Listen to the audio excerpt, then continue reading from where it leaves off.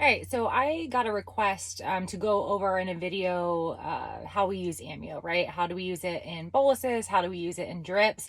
How do we draw it up? This is a medication that is actually pretty simple to give, but it tends to cause a lot of confusion among paramedic students and new providers just because there's a lot of different ways we do it. Do we do it in a bolus, in a bigger bolus, in an infusion, in a drip? So let's kind of break it down here.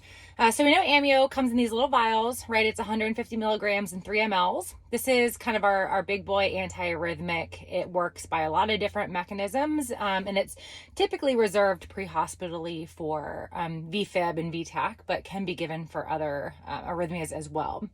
In cardiac arrest, this is super simple, right? So if we have refractory VFib or VTAC, meaning that we shocked it, it's not going away, then we can try and address it with a medication, and amio is our most appropriate one. So your first bolus in adults is 300 milligrams. Well, if it comes typically in 150 ml vial, always check though, then you're going to draw up 2 of them, okay? So that's 6 mLs. I would use a 10 cc syringe for that and just push it, right? It's cardiac arrest. We just push the drugs. We don't worry about diluting them. If the VFib or VTAC is persistent, still not responding, then you can give another bolus of 150 milligrams. So just 1 vial. Again, push it in. So let's say at any point during this cardiac arrest, after you've given either 1 or both boluses of amiodarone, and you get ROSC back, right? So now we want to try and keep the bad juju away.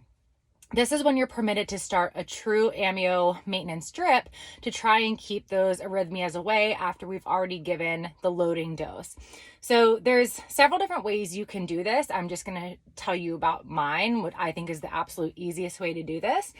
Mind you, I'm talking about this in a way that assumes you don't have pumps, right? In the United States, most pre-hospital agencies do not have pumps accessible to them. That's a whole different ball game. But if we're doing this by hand, here's the easiest way. So your maintenance drip is 1 milligram per minute.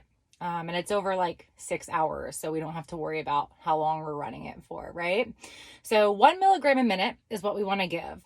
We have a vial of 150 milligrams. What I recommend is that you draw up 100 milligrams out of here, so 2 mLs, and you put 100 milligrams in a 100 ml bag, okay? So now you have 100 milligrams in 100 mLs, and that gives you 1 milligram per ml, right? So because this is a drip, we're gonna spike it with a 60 drop set.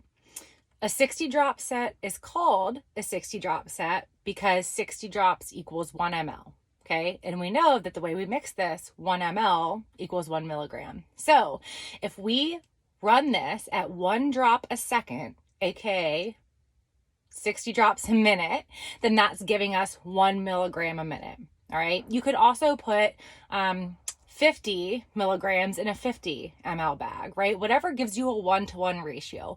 1 milligram in 1 ml, so 100 milligrams in 100 ml, 100 mLs, run your drip at 1 drop a second, and you're good to go, okay? So that's how we run a cardiac arrest.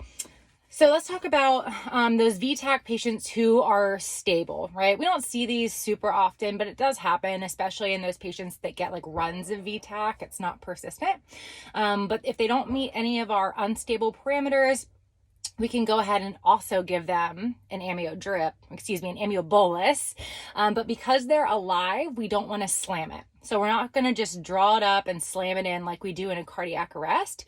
So what we're going to do is give it as kind of a slow infusion. I like to call it a big fat slow bolus, right? Because I hear people call this a drip, but it's really not because you're not giving an amount of drug per minute. So all you're going to do is give 150 milligrams, but over 10 minutes. So how do we do that? We dilute it. I don't really care what bag you put it in. It depends on the patient, right? I think 100 mLs makes the most sense for the most of our patients, but If you have a patient that you think is severely dehydrated and you have a large bore IV and you can get 250 in, cool, maybe try that. You have a 22 in the hand, maybe 50 ml is more appropriate. It does not matter. The point of this is simply to dilute it and deliver the drug slowly. This is the exact same concept as when we give TXA over 10 minutes or when we give magnesium over 10 minutes. This isn't a drip, it's just a big, fat, slow bolus, right? So your patient is in VTAC, but they're alive, they're stable. You draw this up, put it in here, mixy, spike it with a 10 or 15 drop set, because remember, this isn't an actual drip, so we don't need a 60 drop set to titrate it super closely per minute. So you're gonna spike this with a macro drip set and just let it run in over 10 minutes, right? Watch your clock. It's not that serious. If it goes in over 8 minutes, if it goes in over 11 minutes, it's not the end of the world. So watch your clock and get this thing in slowly. Technically, you can repeat boluses of amiodarone up to 450 milligrams total. That is unlikely in this situation just due to the stability of your patient and time parameters, but technically you could do this 3 times total, okay?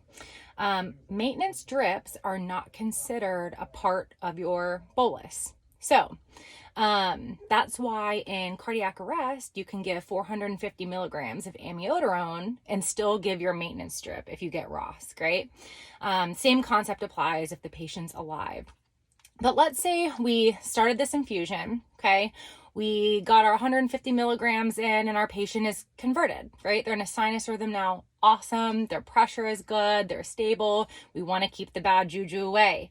So we can start a maintenance strip just like we talked about before. It's the exact same, 1 milligram per minute. So draw up 100 milligrams, put it in a 100 ml bag or something that creates a 1-to-1 ratio, spike it with a 60 drop set and run it at 1 drop a second or 60 drops a minute.